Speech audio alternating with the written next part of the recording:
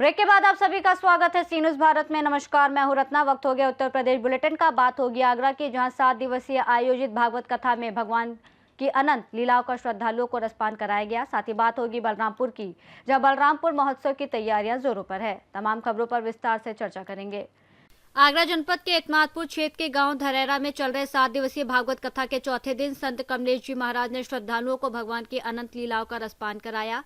जिला पंचायत सदस्य प्रत्याशी बौना ठाकुर ने भागवताचार्य और उनकी टीम का फूल मालाओं मुकुट पहनाकर स्वागत किया। कथा में माता बहनें, परीक्षित और यज्ञपति का भी टीम द्वारा स्वागत किया गया। चौथे दिन गोवर्धन पूजा के साथ कथा का समापन हुआ। कार्यक्रम में बौना ठाकुर, भोला बघेल, सोनू पंडित सहित बड़ी संख्या में ग्रामीण मौजूद रहे। आगरा से सी न्यूज़ संवाददाता विष्णु बघेल की रिपोर्ट। बलरामपुर में जिलाधिकारी विपिन कुमार जैन ने आगामी बलरामपुर महोत्सव की तैयारियों का स्थलीय निरीक्षण किया और बड़ा परेड ग्राउंड, स्टॉल, मंच, विद्युत व्यवस्था, साफ सफाई जैसी व्यवस्थाओं का जायजा लेकर अधिकारियों को समय पर सभी तैयारियां पूरी करने के निर्देश दिए।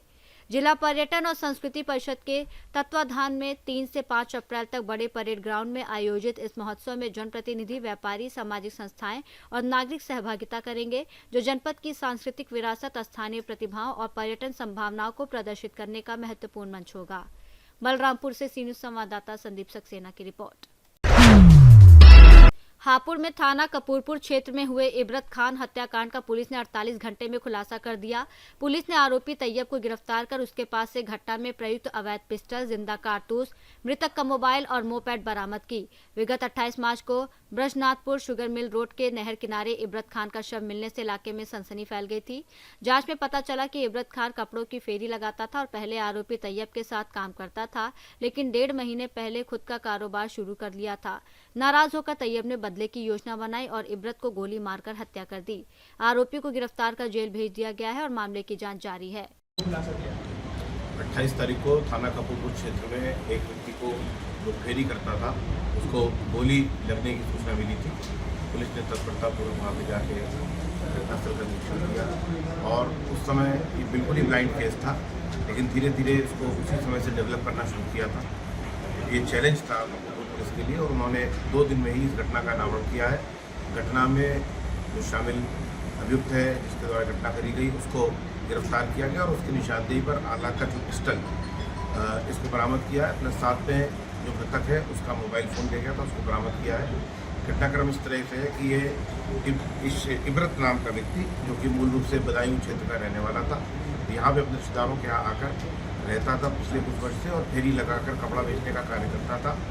यही कार्य जिसके वहाँ वो आके रहते थे, उस रिश्तेदार जो कि जिसका नाम सुहेल है, वो लोग भी करते थे। बीच में क्षेत्र को लेकर के इनके बीच में विवाद पैदा हुआ और इसमें तैयब नाम के व्यक्ति ने उसको बताया कि ये यहाँ पर बिजनेस ना करे। कुछ दिन के लिए वापस ये बदायूं भी चला गया, अपना इलाज करा रहा था, लेकिन फिर दोबारा से आकर के नए सिरे से काम शुरू कर दिया, जिस पर इस बात का विवाद हुआ इन दोनों के मध्य।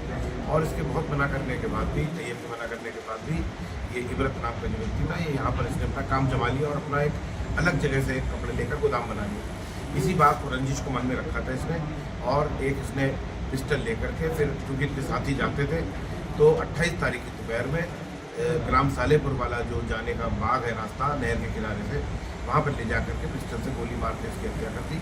पुलिस ने इसमें तमाम CCTV और सर्विलांस का सहारा लेते हुए इसको 24 घंटे के अंदर अंदर इसका अनावरण किया था और उसके बाद में 48 घंटे के भीतर इस व्यक्ति जो उसका अभियुक्त है उसकी गिरफ्तारी करी है और आलाकत की बरामद की है। इस प्रकार से इस घटना का पूरी तरह से अनावरण हुआ है। तैयब और इसके बीच में कोई रिलेशन है? हाँ, ये जो इसके जो मृतक है, मृतक के पिताजी का खलेरा एक साला था, यानी मृतक के पिताजी, मृतक की माता जी के मौसेरे भाई यहाँ पर रहते थे, उन्हीं के परिवार का इनका नहीं है। मौसेरा भाई नहीं है, मृतक का जो मतलब रिश्तेदारी मान लीजिए। हापुड़ से सी न्यूज़ संवाददाता सचिन सागर की रिपोर्ट। प्रयागराज कमिश्नरेट के थाना सराय नायत और SOG सर्विलांस सेल गंगानगर की संयुक्त टीम ने बीते दिन 30 मार्च को हबूसा मोड़ और सहसो क्षेत्र में भारतीय रुपए के नकली नोटों के साथ 4 अभियुक्तों राहुल यादव, विवेक कुमार यादव, नरेंद्र यादव उर्फ विराट और धर्मेंद्र कुमार को गिरफ्तार किया। तलाशी में 1,18,300 रुपए के नकली नोट, एक कार, एक मोटरसाइकिल, एक लैपटॉप, 2 प्रिंटर, मोबाइल फोन और नकली नोट बनाने के अन्य सामान बरामद हुए। पूछताछ में पता चला कि आरोपी विवेक यादव के निर्देशन में गैंग नकली नोट बनाकर ग्रामीण बाजारों में चलाने की योजना बना रहे थे। आरोपी धर्मेंद्र कुमार का पहले भी देवरिया में आपराधिक रिकॉर्ड है। गिरफ्तार अभियुक्तों के खिलाफ थाना सराय इनायत पर मुकदमा पंजीकृत किया गया और विवेक यादव की गिरफ्तारी के प्रयास जारी हैं। ये दिनांक 30 तारीख को थाना सराय इनायत के अंतर्गत पुलिस द्वारा नकली नोट के साथ गिरफ्तार किए गए थे, जिनके नाम है राहुल यादव, विवेक कुमार, नरेंद्र यादव, धर्मेंद्र कुमार, जिसमें से राहुल यादव, विवेक कुमार जो जनपद भदोही के रहने वाले हैं और नरेंद्र यादव उर्फ विराट और धर्मेंद्र कुमार जनपद देवरिया के रहने वाले हैं। इनके पास से जो बरामद हुआ है लगभग 1,18,300 रुपए के जाली नोट बरामद हुए हैं, जिनमें से 500 रुपए के 200 नोट हैं और 100 रुपए के 183 नोट हैं। इनके पास से एक वैगनार कार और एक मोटरसाइकिल के अतिरिक्त एक लैपटॉप, 2 प्रिंटर और हाई क्वालिटी इंकजेट प्रिंटर और कागज नकली नोट छापने के और कंप्यूटर संबंधी सामग्री भी बरामद हुई है। इनसे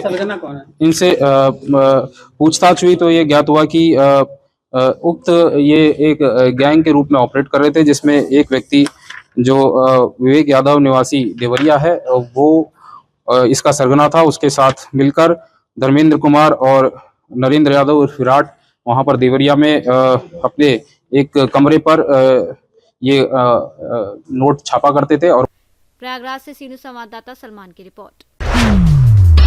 प्रयागराज के थाना हंडिया पुलिस टीम ने आज सैदाबाद और भेस्की पुलिया के पास छापेमारी कर 2 अभियुक्त शैलेंद्र पटेल और तीरथ सरोज को गिरफ्तार किया और 3 बाल अपचारी को पुलिस अभिरक्षा में लिया। जांच में पता चला कि अभियुक्त अपने साथियों के साथ मिलकर आसपास के थाना क्षेत्रों में मोटरसाइकिल चोरी करते थे और चोरी की मोटरसाइकिलों को छिपाकर बेचते थे।